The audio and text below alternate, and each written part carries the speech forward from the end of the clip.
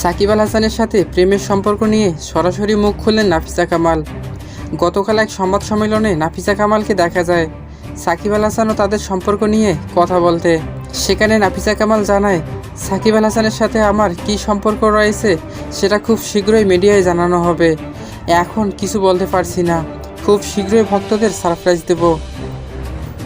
তবে দুবাইয়ে সাকিবের সাথে একসঙ্গে সময় কাটানোর ঘটনা স্বীকার করে নাফিসা জানায়, দুবাইয়ে যে ছবি ও ভিডিওগুলো সোশ্যাল মিডিয়ায় ঘুরে বেড়াচ্ছে সেগুলো সব সত্য। তবে সেটা একটা মিটিং ছিল, সেখানে আমাদের দুজনের পরিবারও উপস্থিত ছিলেন। সেটাকে নেগেটিভলি নেওয়ার কোনো দরকার নেই। 2 ম্যাচ টেস্ট সিরিজ খেলার জন্য সাকিব আল হাসান এখন পাকিস্তানে। দেশের মাটিতে প্রস্তুতি নিতে না পারায় সেখানে গিয়ে দলের সঙ্গে অনুশীলনে যোগ দেন সাকিব। এরই মধ্যে গত বুধবার রাতে সাকিবের সঙ্গে নাফিসা কামালের বেশ কয়েকটি ভিডিও ভাইরাল হয়েছে।